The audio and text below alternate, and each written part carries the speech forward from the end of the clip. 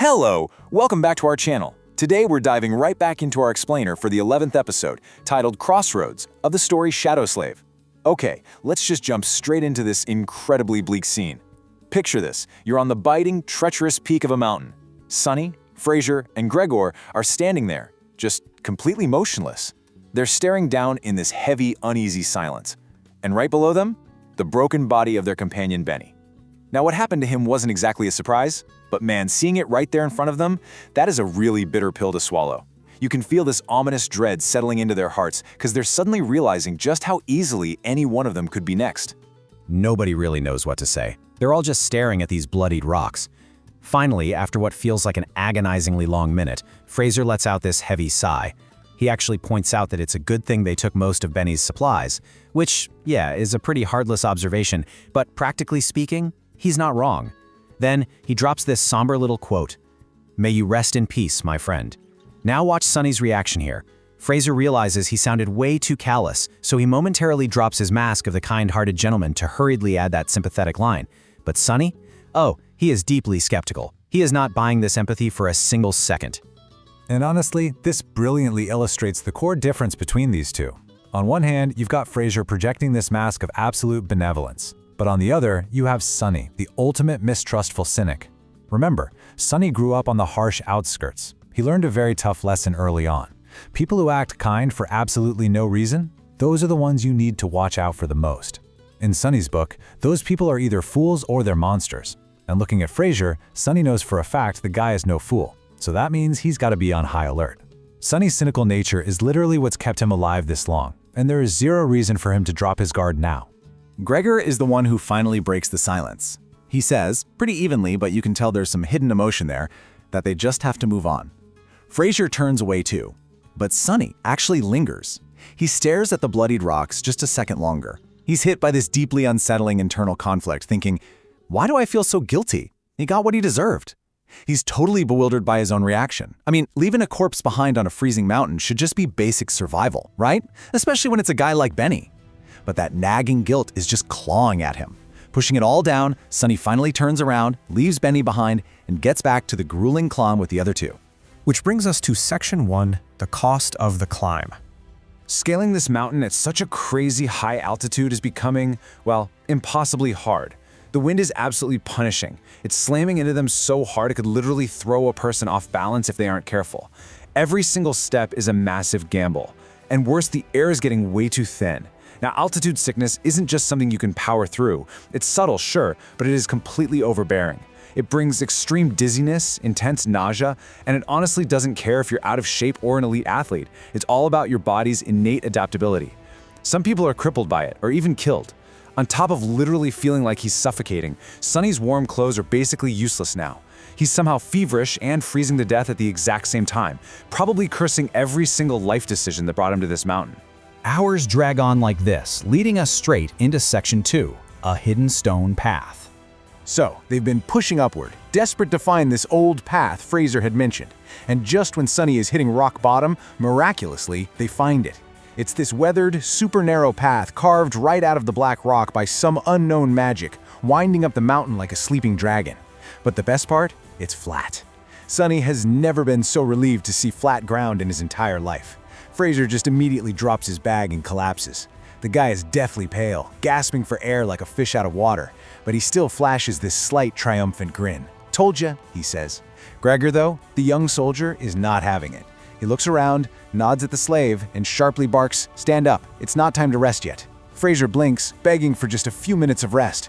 Gregory's gearing up to argue, but then Sonny suddenly grabs the soldier's shoulder, stopping him dead in his tracks.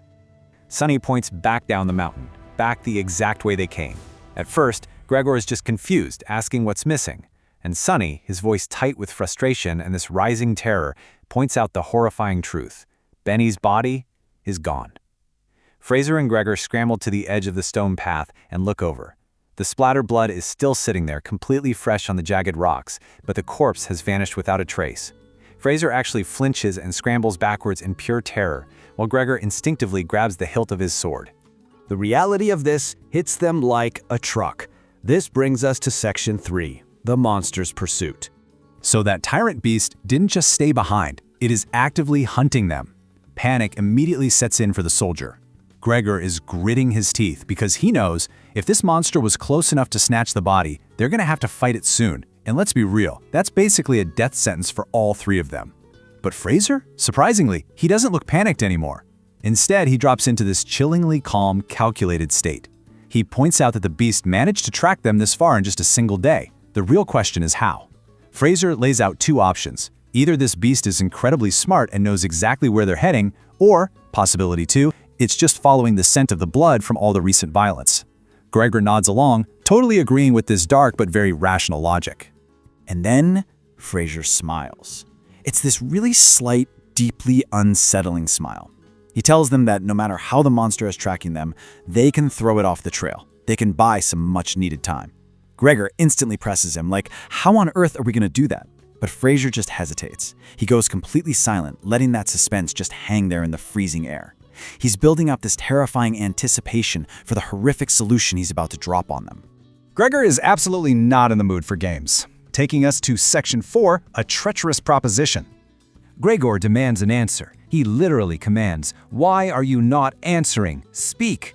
Frazier sighs, putting on this whole act like he's being forced against his will. Now this is the exact moment Sonny has been waiting for. The mask finally slips. Frazier's cold-blooded survival logic is laid out bare. Step 1, make the boy, meaning Sonny, bleed. Step 2, drag him down the path and leave him as bait to distract the monster. Step 3, go up over the peak and survive. It is so cold, so mechanical. Sonny just winces. Honestly, if he wasn't so incredibly terrified, he probably would have smiled. His cynical read on Frazier was absolutely 100% right. The guy is a monster. All that earlier compassion, purely strategic. This whole sinister plan just confirms Sonny's absolute worst fears. Gregor is visibly stunned by how cruel this is. He stands there totally motionless, looking back and forth between Frazier and Sonny, and finally asks, "How can you bring yourself to propose something so vile?" But Frazier, he doesn't even miss a beat. He fakes this masterful, somber look. He claims it pains him, but argues the cold math. If they do nothing, all three die. By sacrificing the boy, 2 lives are saved. He even has the absolute audacity to say, the gods will reward him for his sacrifice. You can practically cut the psychological tension with a knife here. Let's move to Section 5, Fight to the Death. The brutal reality crashes down on Sonny right then and there. For 2 of them to survive, 1 has to die. And there's not a single thing Sonny can say to change that math. He desperately wants to protest, to scream about how messed up this is, but his mouth is bone dry. Think about it. If Frazier attacked him alone, Sonny might actually stand a chance. But both of these grown men turning on him, he's done for. And this is where things get truly terrifying. Sonny looks over at Gregor. The soldier just looks concerned and confused.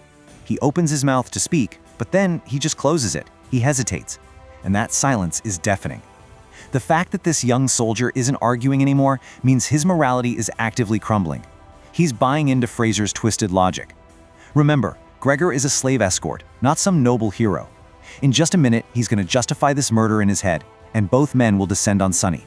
Realizing the silent decision has already been made, Sonny makes his own call. He sinks his feet deep into the snow, anchoring himself on that perilous mountain edge. He balls his fists up tight, bracing for the inevitable violence. His final thought just rings out with this desperate resolve. If they were going to kill him, he was going down fighting. So what do you think? Will Sonny somehow survive this impossible betrayal in the freezing peak?